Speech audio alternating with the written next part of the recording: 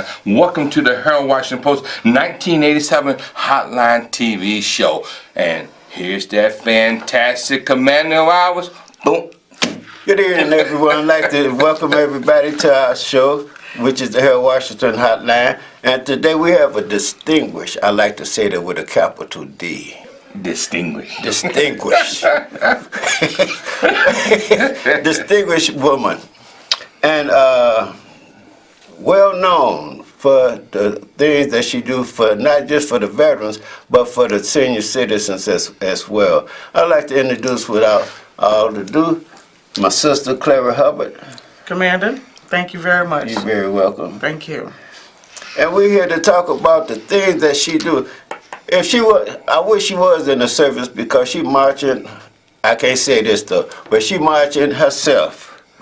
She doing a good job with the things that she doing. How she helping the senior citizens, not only veterans but civilians as well. See, she's well known, and let her talk about it.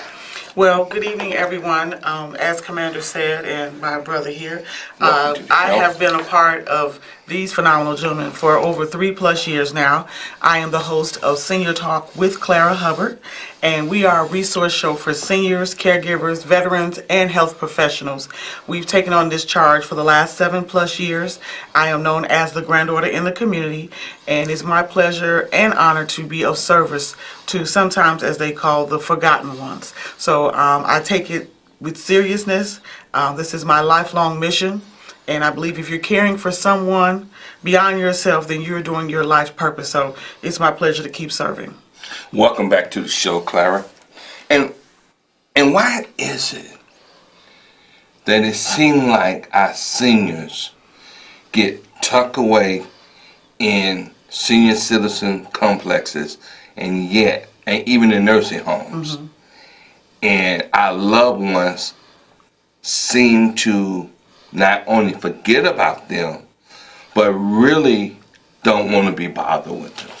Well, I will say this. It has been a challenge in itself. There are certain people that are responsible for the daily activities. That's the one thing that we have to put and address, is that inside of your senior communities, there is an administrator. Mm-hmm. There's someone that's responsible for your day-to-day activities, which is your activity director. Right. And then you also have a service coordinator. Mm-hmm. So those 3 entities, or 4, have to be responsible. One thing that they should do, as you mentioned, they should do well-being checks to make sure that that senior or resident is active.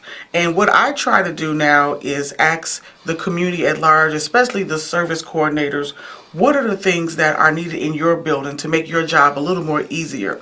Now, we're not taking the place of you, but we have a program that I'll mention a little bit later that customizes some certain things in the building that will keep people in their buildings feeling confident in what they offer, as well as continuing a great quality of life. So we'll talk about that a little bit further, but it's just the responsibility. I don't know why.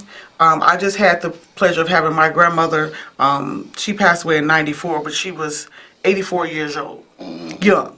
We don't say old. And let me say that, to be honest with you, that's young to me as I'm now in this business or in serving, because the youngest senior that we just transitioned, she was 108.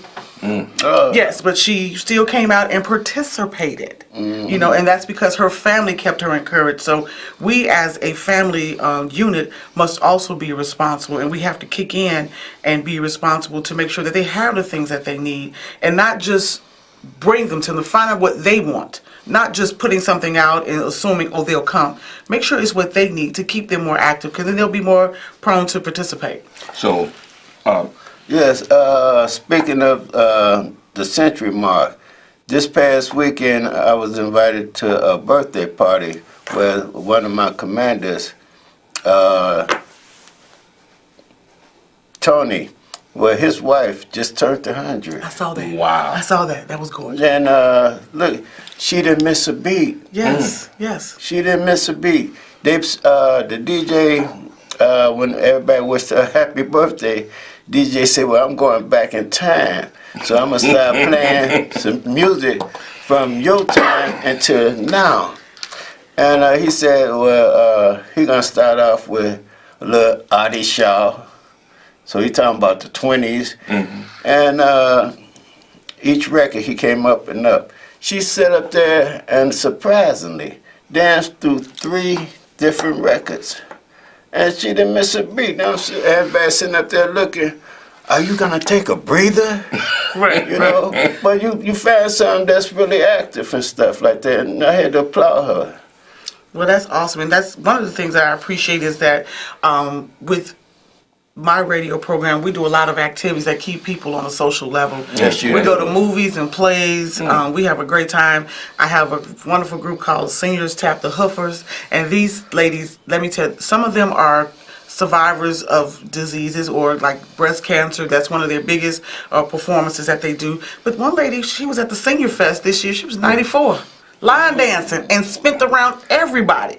So we are getting better with age, and we just now have to have the community to recognize that, and that's my responsibility among some other great community partners that I have to bring that light that we are living. Yes, we are living, and we're getting better with age. So basically, when we hear the concept, it takes a village to raise a child. Yes, sir.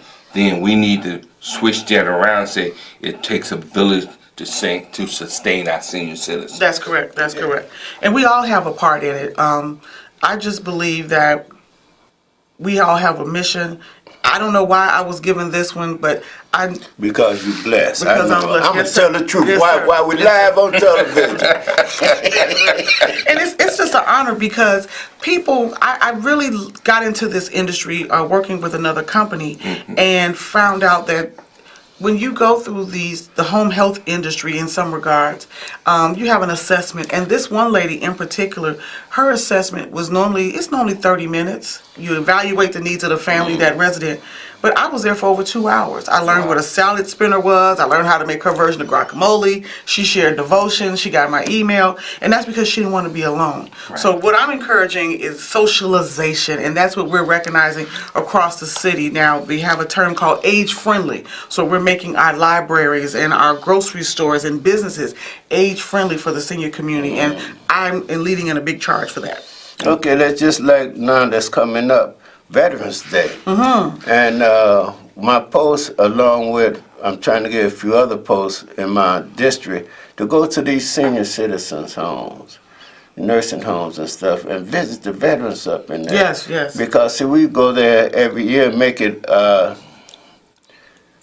business to go there every year for Veterans Day. Because see, it's a sad thing. Because see, they want to see you, and they want to see us in uniform and stuff like that. But see, also, they want to tell you about their story. You know, what they used to do in the service and all of this stuff, how they used to handle certain stuff. And then another thing about when we go there for Christmas, take them Christmas presents and stuff. You know, it's a joy playing Santa Claus. But it's really another joy when you feel the presence of, excuse me by saying this though, but my higher power, which is my God. Because see, they sit up there, they have tears in their eyes, they want to hold your hand and say thank you, you know. And that's just like you were saying a little earlier, that your family put you up in the nursing homes and stuff like that, and nobody come visit. Yeah, yes. They need somebody to come visit. And see, that way, you know, again, in nursing homes, you know, if a family or somebody steady come there constantly, well then that person is going to be well taken care of. That's correct. It's just the ones that's don't have no family members, anybody, something like that. Those are the ones, sadly to say, are being neglected. Well, one of the things that I encourage, and I had a situation over some months, I'm working with a lot of nursing homes, and people ask me for referrals for things for services that I recommend. And mind you, the nursing home in itself, they have a responsibility and a mission, and that is not for it to be your final place. They want to get you ready, and there are many great qualified. So we're not bashing any nursing homes. We're just talking that, as you mentioned, the village, we have to be responsible, especially when you're visiting someone. You take on the fact that if I was in their shoes, I would want someone to come visit me. Yes. So that's the whole point, is that you're being, you're taking that empathy and you're taking your time. It doesn't take a whole lot just to be present, to be with that person. So I understand, Commander. You know, because seriously, if you just take 1 hour, maybe 2 hours out of a week or something like that, you know, that'll fill that void that they have because see, they lonesome. And you know, they crying out because see, they need love too. It's a shame, and I'll say this live, it's a shame that they gave their love for individuals and they're not getting it in return when they really need it. So this one, the seniors, they need you. Come see how your aunt, whatever relative, or a friend. Come sit down, you know. Go to their activity rooms and see what they're doing, or sit down there and see if you could play a game of cards or something. Keep them, you know, occupied for a little while. I know your time must be busy and costless at times, but see the idea, look at the time that they wasted on you. See, some of them spent a lifetime to babysit for you, to do a lot of things. But see, now you don't have time for them. That's not right. Hey, Commander, why don't we put this out there? For all of our ROTC schools, why don't you make it a program that your students have to go and visit the nursing homes, since you're in the ROTC program? Yes, because I know in our district we serve a lot. But see, now I'm getting phone calls from other districts because nobody going out there to the nursing homes. And I had nursing homes calling us now. As do we have a representative. It's a good thing. It's a good thing. But see, the idea, you know, it takes more for us now to go into somebody else's neighborhood where I go down to headquarters, which is in Bloomington. When I go down there for divisional meeting and stuff like that, I ask, who's the commander of this certain district? You know, why you want to know? Because see, the idea, I'm getting phone calls from your district, nobody coming out there. Well, let me say, Commander, you're not by yourself. That's just like when I work in the community, and I tell people, it's not, this Senior Talk Show is not about me. It's about the services that I can provide to make either your residential building, your CAPS department, your church ministry better and bring more resources to you. But some people just claim, well, oh, these are my seniors and these are my people. And it's so, we need to get away from the my. We're all here to serve them. And so it's really, it's disheartening. Right. But, you know, like I tell people, one of my favorite sayings is that, you know, competition can make us faster, but collaboration will make us greater. And if we just knew what that was, collaborating with people and learning from others is what life is about. You know, I'm not a veteran. My father was a veteran, of course, but the fact that I support your efforts, I'm learning more about. I told you, you got a veteran heart. That's right, I got a veteran heart. That's right. USNM is 1968, baby. That's right. So it's just important that, you know, and the collaboration is what's needed. And if you were coming down to be of service, then I would want to be interested to say, where was that? How can we work together? If they approach you and you're going down to someone else's area, then Commander, you know, that's great that they reached out. How can we be a part of it? So I don't know how we can get there, but we will. Oh, let me say this. I want to thank you from the bottom of my heart. I'm not getting choked up. Okay. But I want to thank you from the bottom of my heart from last year because Give to the Young program came up a little short with things to give to the veterans for Christmas. And the package that you have gave me, I saved it just for that occasion, and believe me, they say God works in mysterious ways. Wow. I used that to cover the rest of the nursing homes that I had, and I had one left. Wow. All that you gave me, Yes, I had sir. one Yes, left, sir. So that helped everything. And it was those care pack, and we have more because we have more donors and people who want to be a part of just your efforts, and they see us together on our website. And you know, if you see Harold Washington Post, you can probably see Clara if I'm in town and things like that. But it's just awesome, and to have an extended family, Yes, you know, it it's really awesome. And it was really a wonderful thing because, you know, Give to the Yanks program said that they didn't have the money was, you know, had exhausted and stuff like that. And I'm calling around saying, wow, you know, what post, what district can I hit? I'm calling around, see do anybody have anything left over, everybody else short. Right. Then I remembered, I said, oh, let's wait a minute. I said, that's right, my sister gave me some stuff, you know, and I had put it up in my garage because I saved it for an occasion like that. And sure enough, I counted them. That was their blessing, a blessing in disguise. Like I said, all of that she gave me went for good use. I only had one left out of all of that. That's awesome. Well, you know, to the audience out there, we know within the next 2 weeks, maybe 3 at the most, Veterans Day will be here. And for those of you who have loved ones in nursing homes, that's veterans, again, go visit them. And if it's possible, take them to a restaurant. Right. Because it's free food Yes. at different restaurants for veterans now. Whether it's McCormick Schmidt, which is a steakhouse, they're giving veterans steaks. So just take them down there, you know. It don't even have to be that. You could take them to Wendy's, different other places. You know, because see, these restaurants is giving out to the veterans now, and they paying back. It's about time, but see, it's never too late. Well, one of the things I will say on behalf of what you mentioned is I'll do my research and put a list up on my site for that reason. And that would be awesome. Yeah, I'll be glad to do that on my site, and you can share, you know, my site when you get a chance because Which we I want people. do. Yes, sir. And that way we'll be knowledgeable of that. I think that's really important.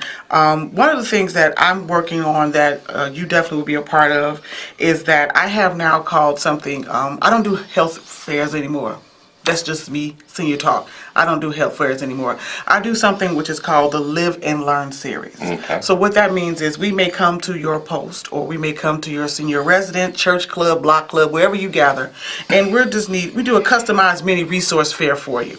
So what that means, we'll bring the top disparities in our community. We'll talk about Alzheimer's, dementia, diabetes, healthy eating, blood pressure, and we'll bring our sponsors from our program with me, and we'll go out and we'll just learn from you.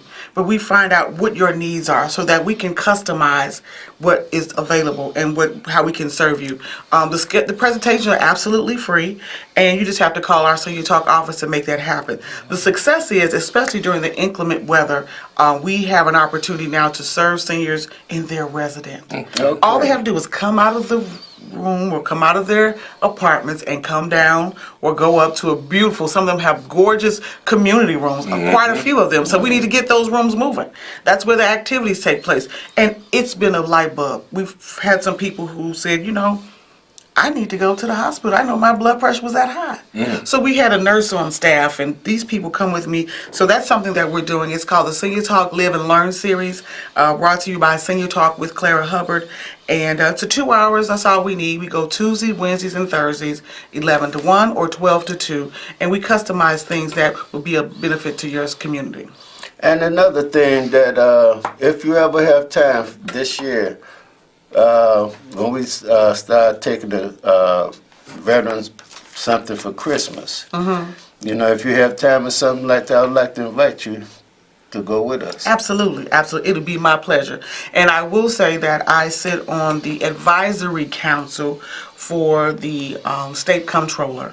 So she's very interested in knowing about the Herald Washington Post. Yay, I'm so excited. And I mean, she's really serious, and I am telling everyone that it's important. Veterans are at all ages, and we know men and women both serve, but we cannot just deny them. One thing that I'm working, and I would like your support, of course, is that I travel across the country.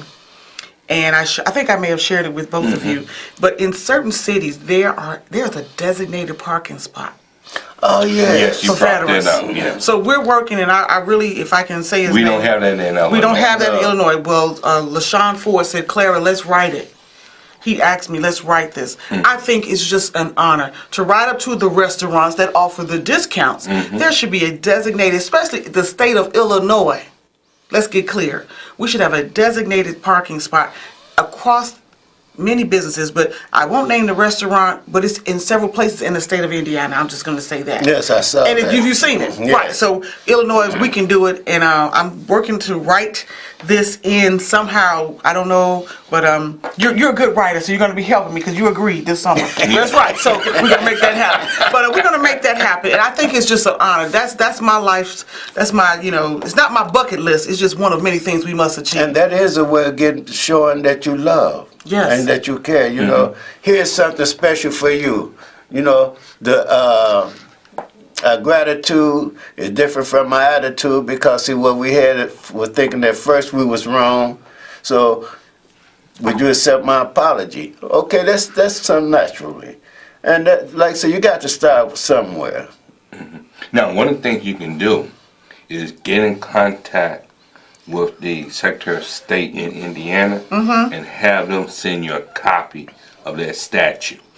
Wonderful. Okay. That's good news. That's I'll how do we that. deal with that. But let me ask you guys, since I'm here, what does it mean to each of you? I know I make it a practice now when I see a man or woman with their hat on that reflects that they've been in the service or they served our country, and someone says, "Thank you for your service." Do you hear that? I do now. Okay. When I got back from Germany, we got no respect.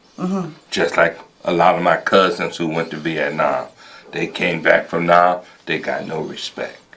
Now the tide is shifting, and everywhere I go, I have some of everybody, no matter what color they are, come up to me and tell me, "Thank you for your service." And I love it. I I appreciate hear it. most Memorial Day when we be out giving out poppies and stuff, and people come up, "Thank you for your service, man." I shake your hand, sure, you know. And see that's giving back to me because it's something well overdue, Yes, way overdue. way overdue. Because people have to understand, we as veterans put our lives on the line for people to have the freedom that they have in this country. A democracy is only as strong as you participate in that democracy. Right. And I would say, if I had my way, I would bring the draft back. Some people may not like it, but the draft gave you discipline.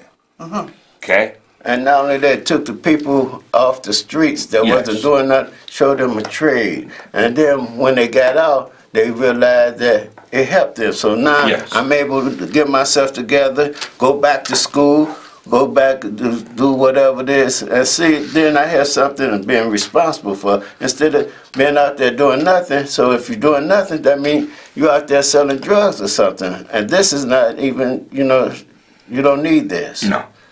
Because that's the fast way to the cemetery, and we ain't talking about which one. Right. And that's why it's so important as veterans.